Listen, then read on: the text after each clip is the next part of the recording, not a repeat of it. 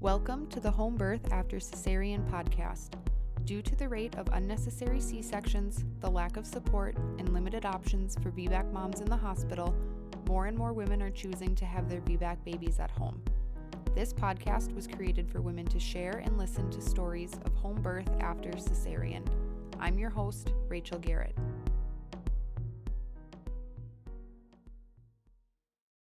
Today we're chatting with Lily, and Lily has 3 birth stories to share with us. So Lily, do you want to just start us off with an introduction? Yes. Hi, everybody. My name is Lily Delgado. I'm currently 31. I live in Ackworth, Georgia. I have 3 children. My first birth was my cesarean. My second was my first VBAC at the hospital. And my third was my home birth baby during the pandemic. Well, why don't you just take us to wherever you want to start? I guess I'll start off with my cesarean. I was 19 years old when I found out that I was pregnant, and also 19 when I gave birth. The pregnancy was fairly easy. I didn't have any complications, but he was born maybe 2 weeks earlier than expected. His water broke when I was at a birthday party, my niece's birthday party. I think she was turning 6, and we were about to start hitting the piñata. And when I got up to get the stick, I had literally thought that I maybe had peed myself. I'm like, oh my goodness, I just peed myself. I am so sorry. So I went running to the bathroom, and then I noticed that it wouldn't stop. I'm like, okay, this isn't, pee, is something else. So I had told my mom, since she was there with me, and she was the one that told me, hey, that is definitely your water breaking. I'm like, what? So then after that, well, I just let it, take its course. I wasn't really, well, I obviously, being my first pregnancy, labor, how do I say? Like your first experience going through all of that? There we go. My first experience. I was kind of anxious and like, hey, okay, let's go to the hospital. But my mom had told me to, just wait it out and see what happens, because I wasn't starting my water broke and no contractions were starting shortly after. I just put on like a sanitary pad and then just went on through that evening. I started feeling contractions around, the water broke around 8 o'clock at night. So then I started feeling contractions around 4 o'clock in the morning, but they weren't, like too painful or anything. So, but since, being so young and so excited, I'm like, okay, I think this is it. I think this is ready. We're ready. My mom was trying to tell me, no, they're, when you're having real like hard contractions, you're going to be in pain. Like right now, you're not in pain yet. I'm just like, oh, but I want to go in and check if I'm, see how I'm progressing and whatnot. So we went in, and I want to say I was like a 3 centimeters dilated. And then they just told me to, take my time and walk around. And that's what I was doing. But then again, like 2 hours later, they checked me again, and I was still at barely at a 4. And the nurse staff started to seem, a little anxious, or they wanted they were hoping that it would be speeding up more than what it was already, since my water had already broken at 8 o'clock at night. Around 6 o'clock in the morning or something, they had wanted to use I think it's called the Foley bulb in me, to help me to try to open up a little bit more. By then I was already like at 4, almost 5 centimeters, but they wanted to speed up the process. They did that, and they did the Pitocin. And with the Pitocin, I don't think that my body reacted too well with that. I think my body literally just shuts down, and I started to stall more. And because I was stalling and I was already in a lot of pain, they told me to go ahead and get the epidural so that my body could relax and maybe, let my contractions help me open up a little bit more. And the epidural, literally, I feel like it just stopped everything. I stayed at a 6 for I don't know how long. And then once it turned 10 in the morning, they were like, that's it. Let's just go ahead and do your C-section. It looks like your baby is in distress and you are in distress. So let's just go ahead and do a C-section. And at the time, I don't know, I just, I trusted my doctors, and I felt like maybe I wasn't, ready. My body wasn't ready to do what it was supposed to do. And I just went ahead and agreed. And that's how that one went. How was that postpartum time for you, both immediately after the C-section while you were still in the hospital and then after going home with your baby? I remember when we got out of the OR and just looking down at my legs, I felt really foreign. I was like, these legs don't belong to me, because they were completely numb. They were just like moving my body everywhere as they pleased, I guess. And at that time, since I was still in under sedation, the recovery was fairly easy at the hospital. But once I got home, that's when it hit everything. I was in a lot of pain. My bedroom at the time, I was living with my mom, since I wanted to do the postpartum period with my mom so that she could help me out. My bedroom was upstairs, so going up the stairs was really crazy. I remember that it hurt so bad. I felt like I was hunching over a lot, and my mom would be like, "No, try to stand up straight." I'm like, "But I can't. It hurts." For the first night or two, I was still using the painkillers that they had given me. It was, I think, oxycodone, or I'm not 100% sure.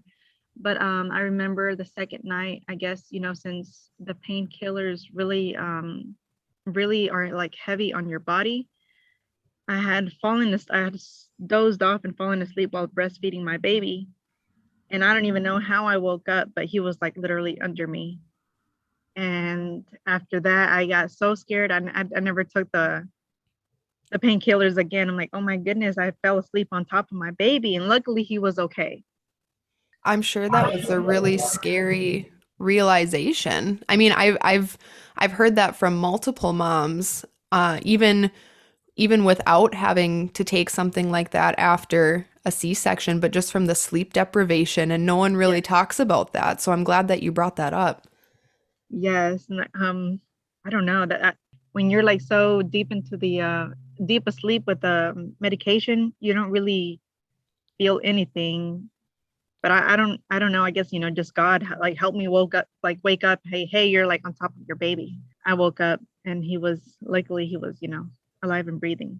But talking about, sleep deprivation, I feel like from being scared from that moment, I feel like after that, any little pushes or grunts that my babies have done, like I wake up right away. Yeah, that's like your motherly instincts in overdrive, like any little noise. I remember that with my son too, and it's actually one of the reasons why I started researching like safe co-sleeping and Mhm. how to have him next to me without having to worry about like rolling on top of him or suffocating him, because I remember I fell asleep sitting in our glider chair in his nursery nursing him. And Mhm. after that moment, I was so scared to get up in the middle of the night and like hold him and nurse him. So I looked into like side lying nursing and different things like that so that I knew I wasn't going to fall asleep sitting up holding him in that chair. Just a really scary thing to go through. Yes, it really is. And actually talking about, falling asleep while nursing your baby sitting down after being so scared of, falling asleep on top of my baby. I was like, oh, well, since side laying didn't, well, was it like it scared me? I thought that maybe trying the sitting up and feeding him and breastfeeding him on the glider would help. But actually that night, well, that was maybe, he was probably like 2 weeks old. And, the sleep deprivation, I guess I fell asleep, and I dropped him. I'm like, oh my God, I'm such a bad mom. And I just took the baby to my mom. I was like, here, take the baby. I'm a horrible mother. I already fallen asleep on him once, and now I dropped him while I fell asleep. She's like, no, it's okay. He's fine. And nobody talks about that either. Like, I feel like we're so afraid to say that because we don't want other people to perceive us as a bad mom. But it is a really real thing that I think a lot of women go through. And Mhm. it's why it's so important if you're able to have that extra support during those first couple days, weeks, months, whatever it is after having a baby, because it's really hard to do on your own if there's not somebody else there that can help you when you're barely sleeping, your hormones are running at a whole new level. You have to learn how to take care of this brand new little baby, and it's a brand new world the first time you step into motherhood. I mean, each time you become a mother again, it's new, but that first time especially, there's just so many learning curves. Exactly. Like there's a lot of things that you don't really know, like especially when you're a mother and having your first little boy. That's another thing. Also during my postpartum time, I didn't know that little boys, when they would pee, they would, they have little mini erections and they'd pee straight up. And Hmm. his little pee like literally landed on his mouth and I freaked out. I'm like, Dad, the baby drank his pee. And my dad was like, "No, he'll be fine. It's good for his liver." I'm like, "What? Is that okay for his liver?" So after that experience, how did that leave you feeling about having a C-section and what you wanted to do for future pregnancies? From that, since when I found out with my second baby that I was pregnant, my first baby, he was 3 going on to 4. And I knew that there was no way that I could be in that much pain and care for my first baby who obviously needs me. I'm like, there's no way that I can do that and, care for my both babies. So I went ahead and like started reading about stories, being able to do a vaginal birth after cesarean. And my first doctor who I visited was completely against it. He was like, "No, you already had a cesarean.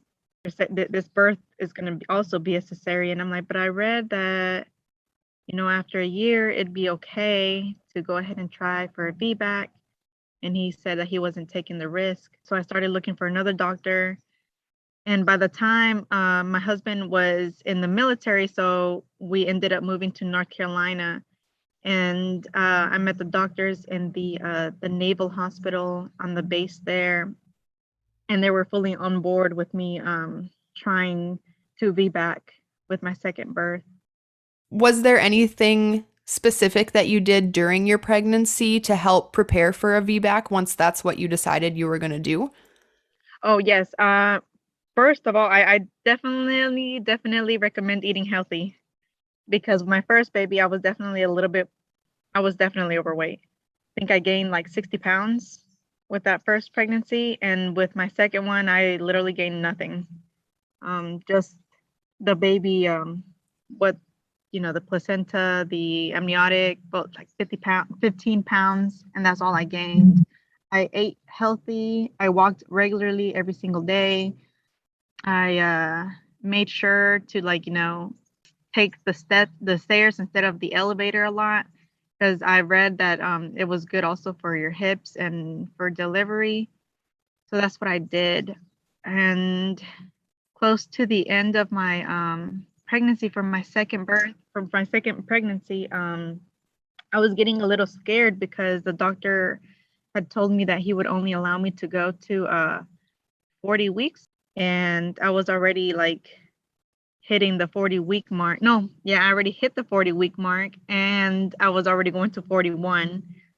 And luckily my doctor, me and him like talked, and I had to, begged him to let me go for at least just one more week, just so that, my body could like kick in and do what it's supposed to do. And he let me, but he told me that he wanted to do a membrane sweep. So that's what we did. We did that twice during that week leading up to the to my labor. And the second time that we did the membrane sweep after leaving the hospital, because the clinic was in the hospital itself. After leaving there, I was already starting to get contractions. And from what I've learned about myself and, my first pregnancy and my second pregnancy, my body loves to take its time. I was in labor this time around for 2 days straight, like 24 hours and 24 plus, I think it was. Was that from the time that you got that membrane sweep up Yeah. until baby was born then? Okay. Yeah. So I got the membrane sweep around 3 in the afternoon. And then I started feeling contractions around 5 that day. But then the contractions didn't start like actually feeling like contractions till 5 in the morning, in the morning. And then I went to the hospital at 5 p.m. that same day, but I didn't end up giving birth till 11 a.m. the following day. So take So us through that labor a little bit then. yes, with that labor, it was a very long labor, and I was trying my best to stay off of the epidural because I had remembered with my previous birth that once I took the epidural, it like stopped everything. I wasn't feeling it. I wasn't having any more contractions according to the little machine that they have hooked up on you, and I wasn't opening up anymore. So the doctor did say that he wanted me to go ahead and have the epidural for just in case if we needed to do an emergency C-section. But I got to 7 centimeters dilated before they went ahead and did the epidural, and I stalled for like five hours before I opened up to an 8, from a 7 to an 8. Then that's when one of the nurses had talked about maybe Pitocin, and I had told her no. I was like, I don't want to do Pitocin. Just leave me alone and let my body work. And it was around 10 or 9:30 when they were telling me to go ahead and start pushing. I was already at a 10. So they started to push me, but I wasn't feeling any urges to push or anything. So I stayed there pushing for like an hour and 30 minutes, almost 2 hours, and nothing was happening at all until I threw up. They were like, "Oh, we see the head." I'm like, "No, but I don't feel like doing anything." And then they let me rest for a little bit. And then my husband was like, "Okay, well, let me just go use the restroom really quickly." And then once he left, I felt the urge to push. I'm like, "Oh my God, tell him to come back because I feel like I need to go to the restroom or something." And then they went looking for him, and I was like, oh, I was about to just go ahead and start pushing without him there. But luckily he came to the door once I started to push because I couldn't hold the urge any longer. So And then how long was it from when you actually started feeling that urge to push until baby was born? he was born in one push. I think Yeah. that's so important to note because there are so many times where it's like, oh, okay, you're at 10 centimeters, it's time to push, but that doesn't necessarily mean that your body is ready to push. It's actually really common to have a little bit of a break from when you're fully dilated until your body starts feeling that urge to bear down or the fetal ejection reflex. Yes, and that's exactly what it was, a fetal ejection reflex, because they told me not to push, like, don't push, don't push. Wait for your husband to get here. I'm like, but I can't. Oh my God, hurry up. Right. There's like no controlling it. Yeah. I've heard a lot of women describe it as it's like that feeling when you're going to throw up. It's just Mhm. out of your bottom instead of coming up your throat and out of your mouth. Yes, exactly. Or like when you feel like you have to do like the number 2, but like You really got to go. really, really gotta go, and you can't find the bathroom until you finally find the bathroom, and then you pull down your pants and it's all out. Right. Exactly. Exactly, just like that. And that's how that one went. And he was out in the world, and everything was great. I didn't tear. I think they just did a little stitch on my labia area, because when the doctor, or I don't know, somebody touched me. I can't remember what happened there, but my labia area kind of had a little tear, so they put one stitch there, and that was that. How was that postpartum time then, especially compared to how things had been with your first kiddo?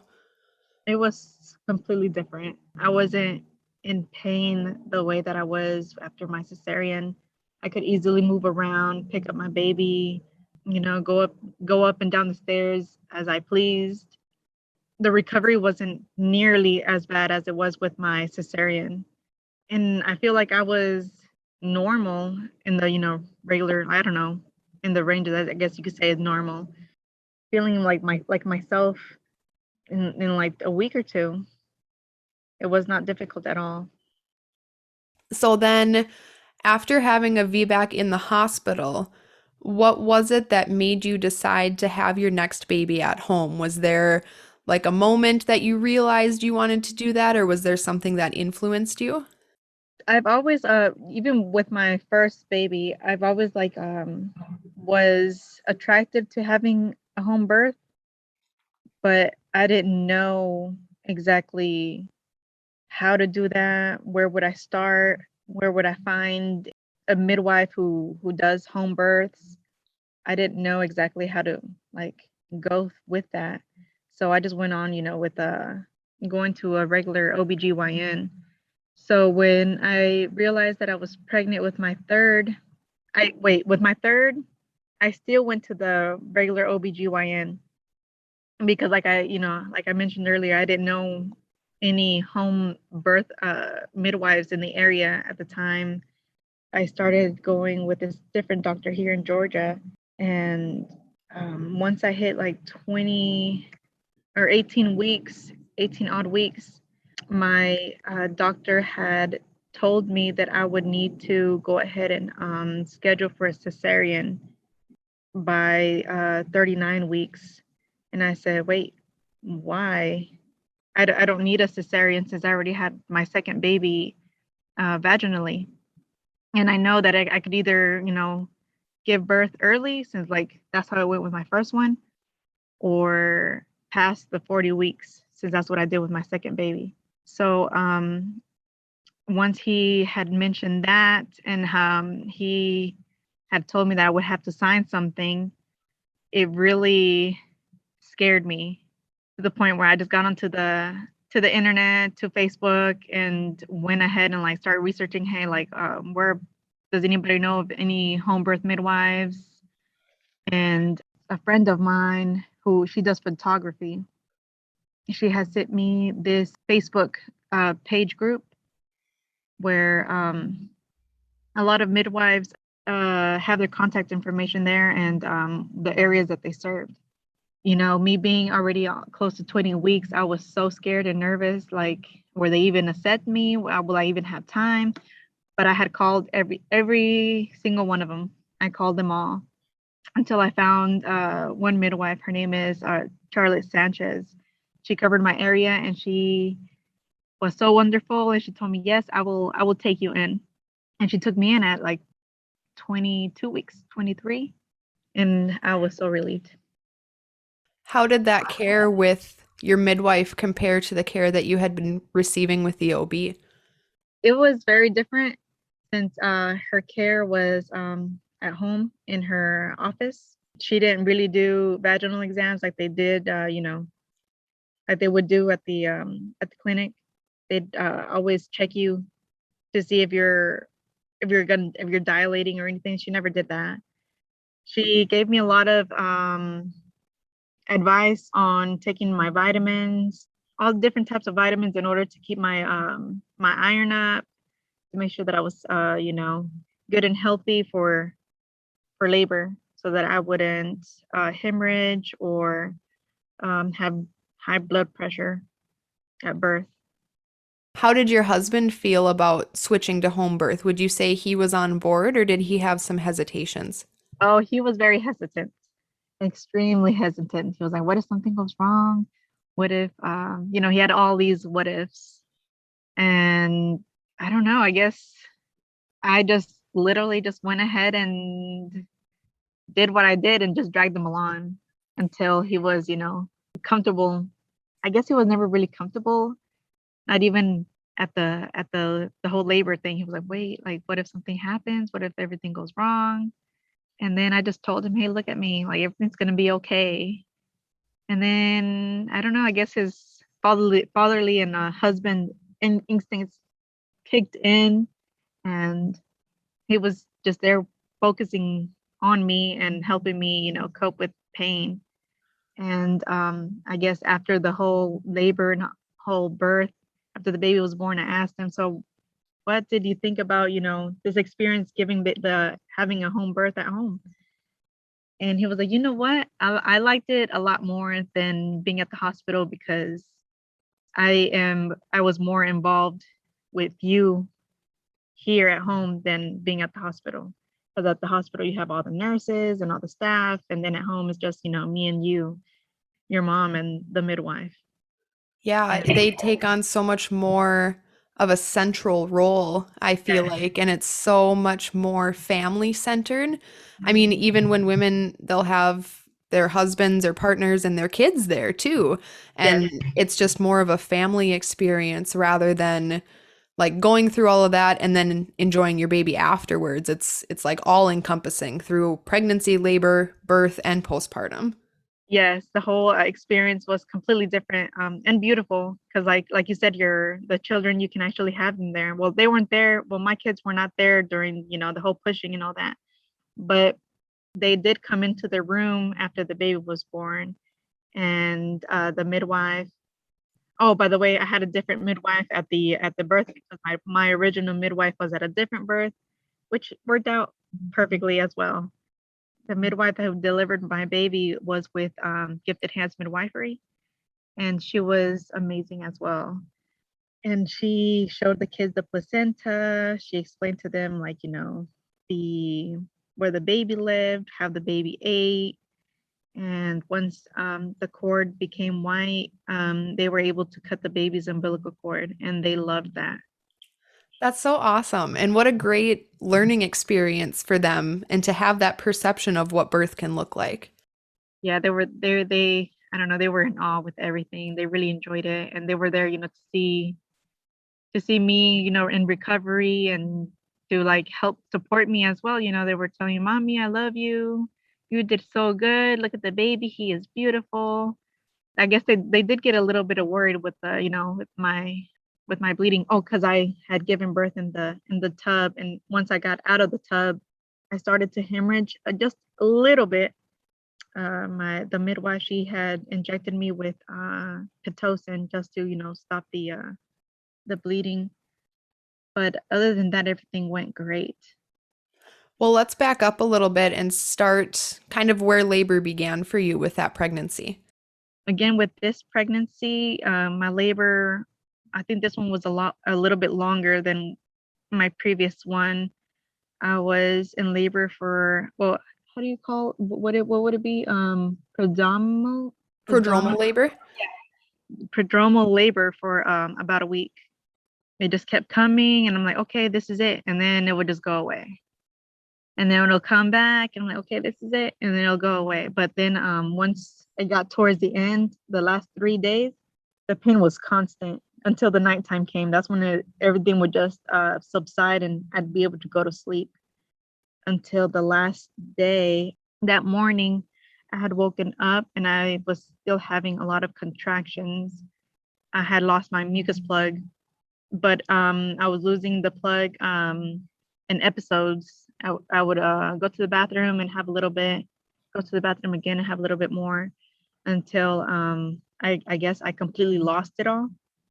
Because the last time, like a big chunk came out. I'm like, okay, I think this is it.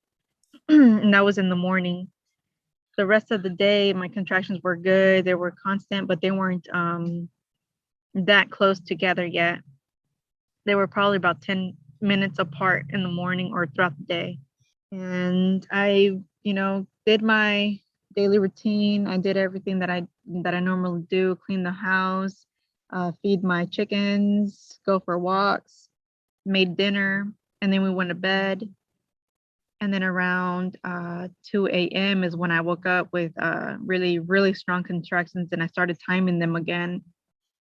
And at first they were 5 minutes apart, and then they went up to 3 minutes apart, and then 2 minutes apart. And then that's when I called my midwife. I'm like, okay, I think this is really it. She's like, oh my goodness, this is it. But we have an issue. I'm in another birth right now on the other side of town. What are we gonna do? She's like, are you sure this is it? Like, this is it. This is it. I'm like, yes, this is it. So she had called, made calls and sent out midwife K. my sister, she had arrived to my house, and so did my mom. I gave my sister midwife Kay's number so that she could see if an ETA of what time like she would be able to come. And she had told her that she would be arriving in my house about 40 minutes.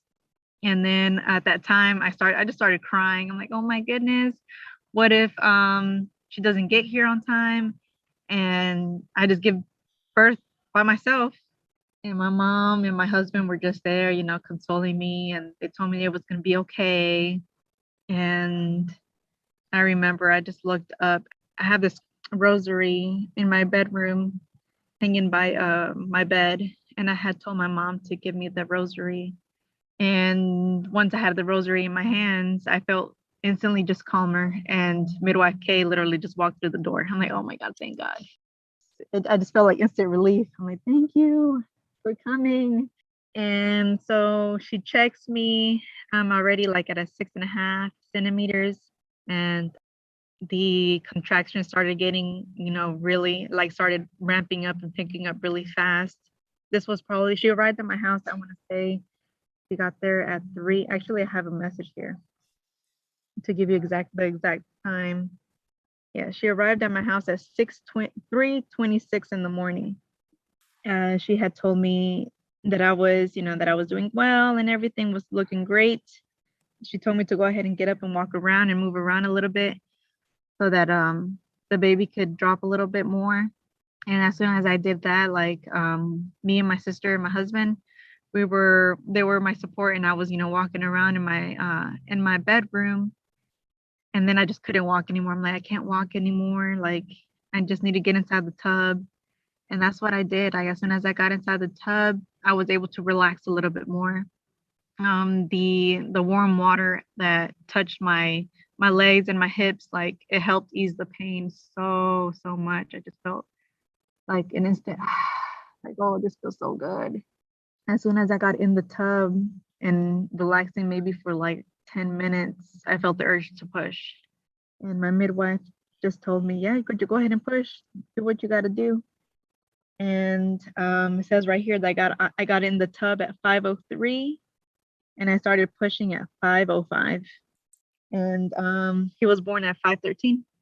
And again, you felt that urge to push and you listened to your body. So that's probably why you didn't end up pushing for 2 hours again, like you had with your last birth.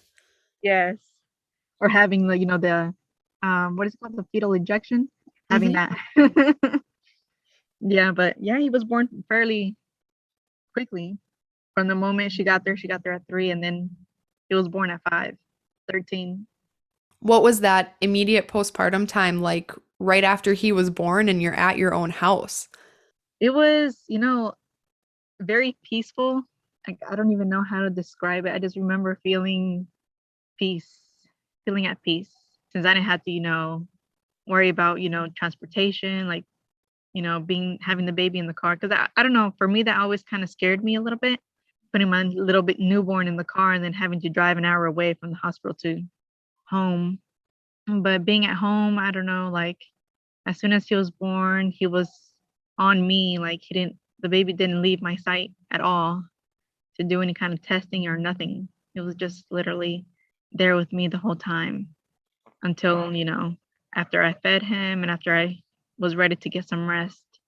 It was very peaceful. Do you remember anything about the birth of the placenta? Actually, I do not.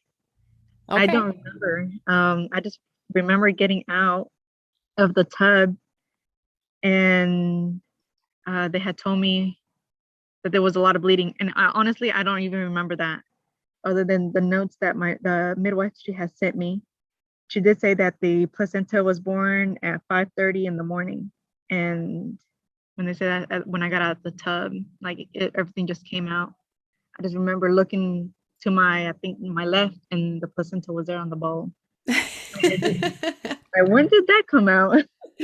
You were probably just in your own little oxytocin bubble with your baby after everything. I mean, your hormones had free range to experience everything that they're supposed to in that moment. Right, exactly. Like I was just, I don't know, I guess I was just so in awe with the baby that I don't know. I don't remember none of that at all. And you said that that baby is now 5 months old. Is that right?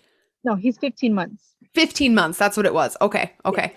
So how did that experience, or I guess the better question is, do you feel like that experience changed you as a mother or gave you a new perspective on things? It didn't really change me much as a mother, but I would say that after having the baby at home, all my babies were breastfed, but till a certain, like my first one, he was breastfed only for up to 2 months, like exclusively breastfed up to 2 months, and then being combo fed after that. And then with my second baby, he was only breastfed 1 month and then formula fed after that. And then with this little one, I committed. I don't know if it was because, being at home or, having the time with your baby, but I fully committed on, breastfeeding my little baby, because with the other, my last baby, I feel like I dried up really, really fast. I just, I wasn't producing anything, or I don't know if it was because he was away from me for a certain amount of time, or I don't know what could have, you know, caused that for me to dry up after a month. But with this baby, he's been exclusively breastfed till he was a year, when I was already like, okay, this is it. I am done. I'm tired. That's awesome. And Yeah. I'm sure just a culmination of having that past experience too. Like I feel like a lot of times your first time breastfeeding, kind of like we talked about earlier, like your first time becoming a mother and going through all these things, there's so many learning curves and just Mhm. things that you don't know. And once you go through it and have that little bit of experience to stand on, I feel like that can be really helpful for future breastfeeding experiences too. Right. Well, for any women who either maybe just had a C-section and are wanting to have a home birth, or they're currently planning their home birth, is there anything that you would want them to know or any advice that you would give them? My main advice would be educated on what labor really is, and what your body really can do. Because if we're not educated, I feel like we can get easily sidetracked or manipulated into all the fear tactics that sometimes these doctors tend to do. Yeah, I'm glad that you brought that up because I feel like that's one of those situations where I mean, sometimes you just don't know what you don't know if you haven't been able to research or explore different things within pregnancy, labor, postpartum. It can be really easy to just take your doctor at their word when really there might be another way of doing things, or Hmm. maybe that's just your doctor's personal opinion and there are a lot of other opinions out there, different ways of doing things. So I would definitely agree that education and advocating for yourself and what you want, really figuring out like what it is that you want in pregnancy or what kind of birth you want to have, and then exploring all of those options is one of the best things that you could do. Exactly, because if I hadn't, done my research or stayed educated with pregnancy and birth and all that, I feel like this time around with my third baby, maybe I would have ended up with a C-section, just because my doctor wanted to go ahead and schedule something for 39 weeks. Right. And I would have been devastated. And those deadlines too. I Yeah, feel like so many women are told, well, if you don't go into labor naturally by 39 weeks, or sometimes it's 40 weeks, so by your due date, then we just have to schedule a C-section, because I know a lot of doctors won't do inductions. There are definitely some that will for a VBAC, but a lot of times it's either your body goes into labor naturally by this point or we're scheduling a C-section. right. And it's just so unrealistic because, like you said, you went early with your first and you went late with your second. There's no controlling when your Exactly. body is going to go into labor. And so all those extra deadlines do is just add more stress and actually inhibit your body from feeling safe and secure enough to go into labor. Exactly. It's Exactly. just, And an estimated due date is just that. It's estimated. It's not, oh, the baby's gonna be born on this day. yeah, No. I like to use the term due month Mhm. Because, Yeah. I mean, really, it could be anywhere from 2 weeks before your due date to 2 weeks after is considered like Mhm. an average gestation. And that's why they do 40 weeks, because that's right in the middle. It's average. Mhm. It's not a hard and fast deadline that so many providers treat it as. Exactly. Well, thank you. Is there anything else that you can think of that you want to share? Just, the fact that, experiencing the home birth experience, I would never go back to hospital birth ever again, actually. Yeah, I hear that a lot. Like once you have that home birth experience and you see how birth can look in that setting, Mhm. it's really hard to go back into the hospital setting where there are a lot more restrictions and policies and rules most of the Yes, time. exactly. I would Well, not go back to that. well, thank you so much just for taking the time to share your stories and experiences with us. No, thank you, Rachel. Thank you for listening to another episode of the Home Birth After Cesarean podcast. Make sure to subscribe, leave a rating, and follow us on Facebook and Instagram. If you're interested in sharing your home birth after cesarean story, send us an email at hbacpodcast@gmail.com. See you next week.